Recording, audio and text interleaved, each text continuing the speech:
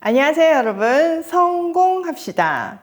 오늘은 데살로니가 전서 마지막 시간인데요. 성도의 교제, 교회 생활의 지침, 이런 것들을 주고 있는데요. 한번 들어가서 보도록 할게요.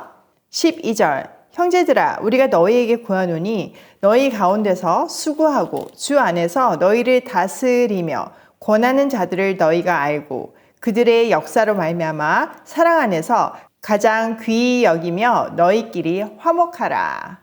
자, 바울은 형제들아 하는 호칭으로 마지막 권면을 시작해요. 5장 뒷부분에 무려 5번이나 형제들아 라는 호칭을 반복하고 있어요.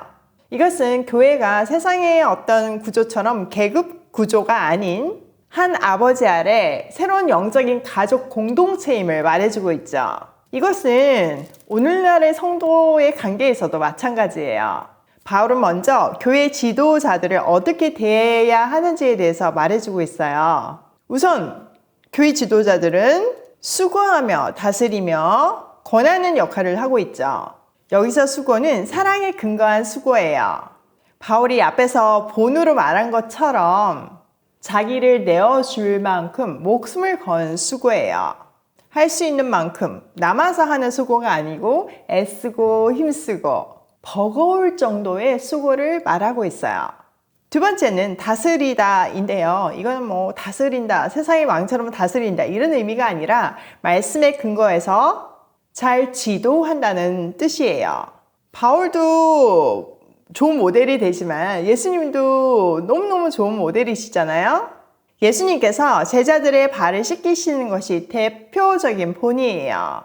제자들은 예수님이 십자가에 달리기 전날 밤 마지막 만찬 때에 이제 드디어 자기네들이 그토록 원하던 메시아 왕국이 세워질 것을 기대하면서 누가 더 요직에 앉을 건가에 대해서 서로 민감해하면서 싸우고 있었어요. 여기에 예수님은 혼내고 화를 내는 것이 아니라 발을 씻겨 주심으로 하나님 나라에서의 리더십을 가르쳐 주셨어요. 세 번째는 권면하는 역할이에요. 잘못된 것을 책망하고 바로 잡아주는 역할이죠. 바울도 지금 데살로니가 교인들의 잘못된 재림감을 바로 잡아주고 있잖아요. 이런 지도자들에 대해서 성도가 어떤 태도로 대해야 하는지에 대해서 이어서 말하고 있어요. 우선 알고, 여기서 알고는 안다 이런 게 아니라 존경한다는 의미예요.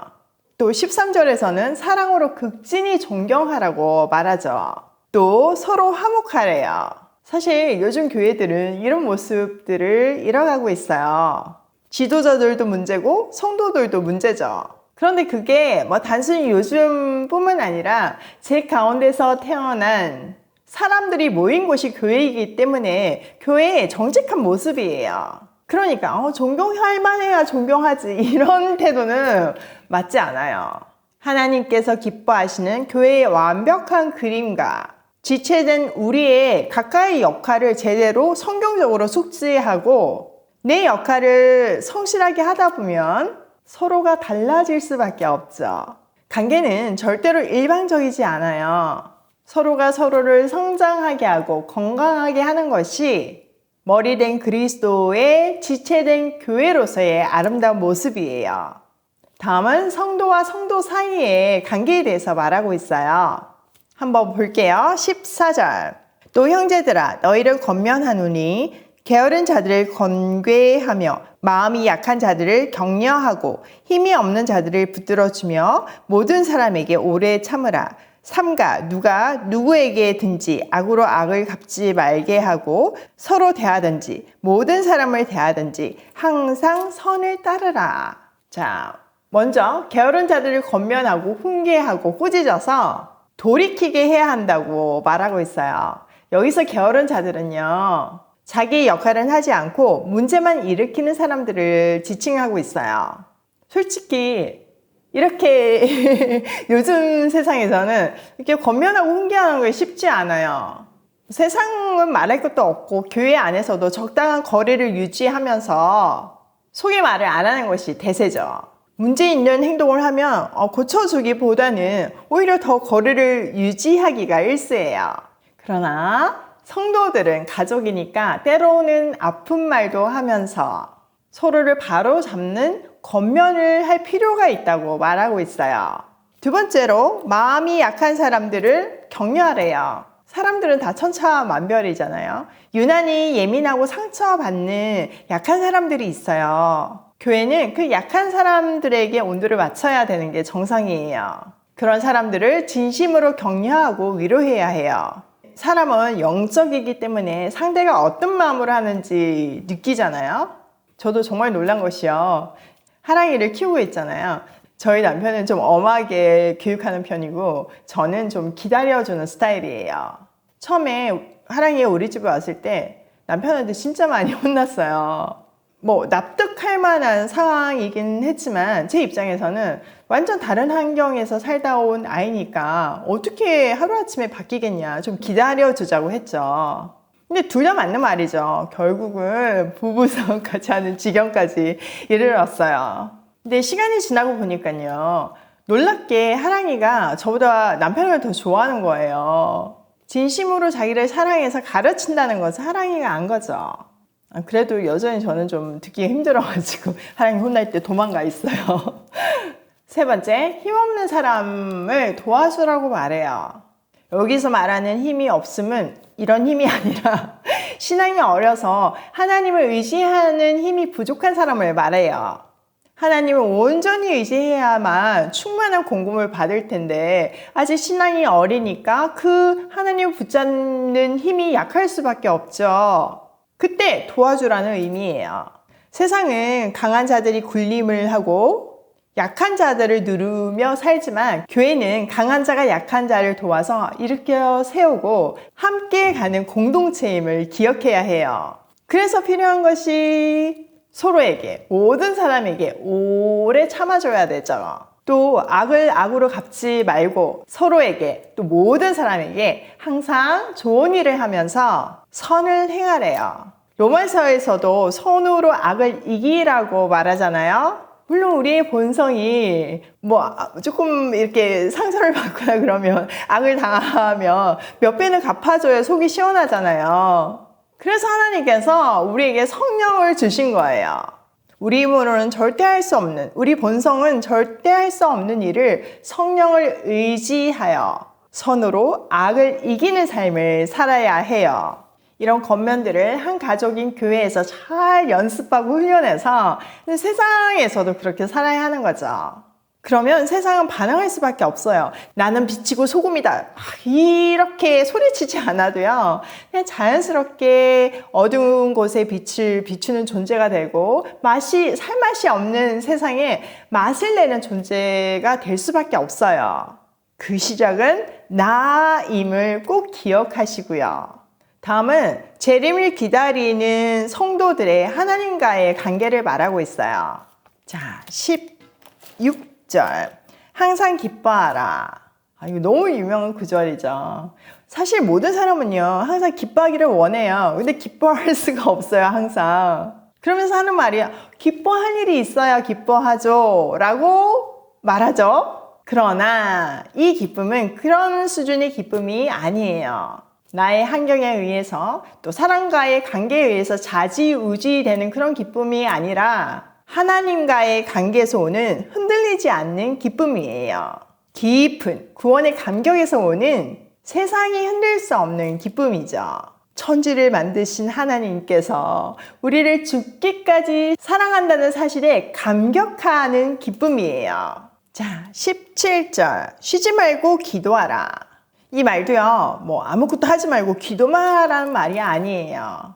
하나님은, 성경은 항상 우리의 일상의 성실함을 중요하고 강조하고 있죠.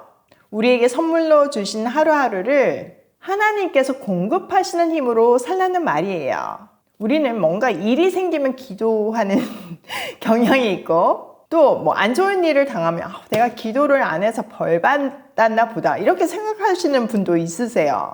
사실 그런 거를 떠나서요, 기도는 하나님과의 핫라인이잖아요. 근데 그 기도줄이 끊긴 것만큼 더 손해되고 슬픈 일은 없어요.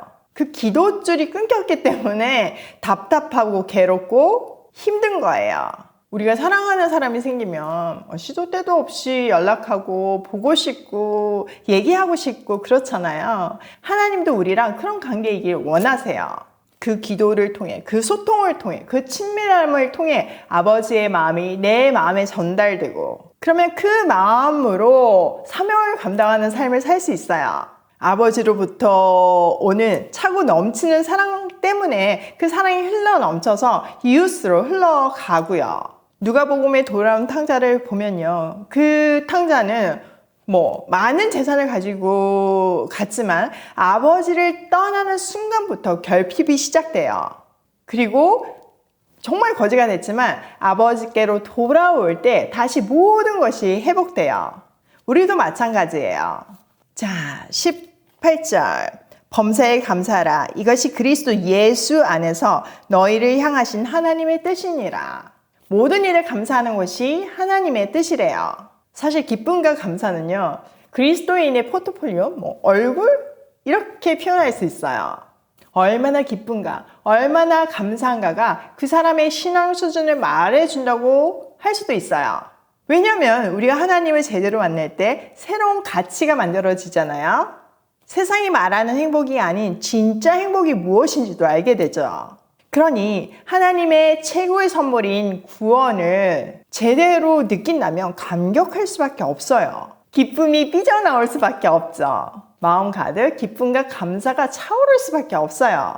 심지어는 나의 모자람과 실수와 죄까지도 선하게 사용하시는 그분의 계획 앞에서 매 순간 감격할 수밖에 없어요. 그런 삶을 살라고 우리에게 성령을 내주하게 하셨죠? 자, 19절. 성령을 소멸하지 말며 예언을 멸시하지 말고 범사에 헤아려 좋은 것을 취하고 악은 어떤 모양이라도 버리라. 성령의 불을 끄지 말고 성령 충만함을 사모하며 성령과 동행하는 삶을 살아야 한다고 말하고 있어요.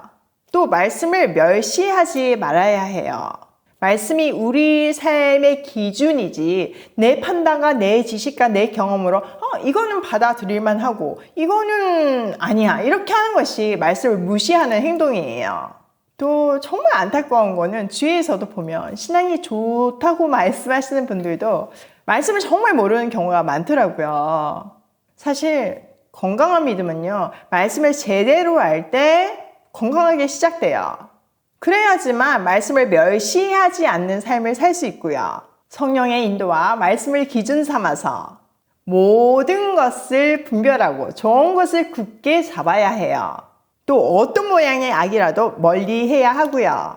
자, 23절. 평강의 하나님이 친히 너희를 온전히 거룩하게 하시고 또 너희의 온 영과 혼과 몸이 우리 주 예수 그리스도께서 강림하실 때 흠없게 보존되기를 원하노라.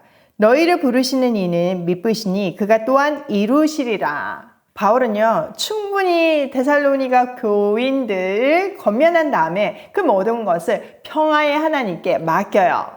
하나님께서 친히 그들을 거룩하고 완전하게 하실 것을 믿는 거죠. 또 주님 다시 오실 때까지 그들의 영과 혼과 육이 흠없이 완전하게 되도록 간구하고 있어요. 우리를 부르신 분이 신실하시니 이 일을 반드시 이룰 것을 믿고 기도하죠. 자, 25절. 형제들아, 우리를 위하여 기도하라. 거룩하게 입맞춤으로 모든 형제에게 문안하라. 내가 주를 힘입어 너희를 명하노니 모든 형제에게 이 편지를 읽어주라. 우리 주 예수 그리스도의 은혜가 너희에게 있을지어다. 마지막으로 바울은요, 데살로니가 교인들도 바울 팀을 위해서 기도해 달라고 중보 기도를 요청하고 있어요. 또 모든 믿는 사람에게 문안하고 이 편지의 내용을 공유해 달라고 부탁하고 있죠. 여러분, 혹시 미워하는 사람이 있나요? 그 미워하는 사람을 계속 미워할 수 있는 방법이 있어요. 그거는요, 그 사람을 위해서 절대로 기도하지 않는 거예요. 왜냐면요, 여러분, 기도하면요, 사랑할 수밖에 없거든요. 그러니까 바울은요, 그들에게 기도 부탁을 하면서 우리 서로 사랑하자 이렇게 말하고 있는 거예요. 마지막으로 예수 그리스도의 은혜가 그들과 함께 있기를 기도하면서 편지를 마무리하죠. 이렇게 데살로니가 전서가 끝이 났어요. 이어서 데살로니가 후서를 내일부터 할게요. 자, 오늘 내용을 우리 삶에 한번 적용을 해보면 첫 번째, 모든 관계의 시작은 나다. 저 사람이 변하면, 그거 아니고 나부터 변하면 되는 거예요. 두 번째, 구원의 감격에서 오는 참 기쁨과 기도와 감사하는 삶을 살자. 여러분, 매 순간 기쁘고 감사하고 기도할 수 있으면 그 사람이 진짜 복된 삶이지 않나요? 우리도 그런 복된 삶을 살기로 해요. 세 번째, 성령의 인도와 말씀을 기준으로 분별하면서 거룩하게 살자. 세상 끝날에 우리가 완전히 거룩하게 될 날을 소망하면서 오늘도 성실하게 고고싱해요.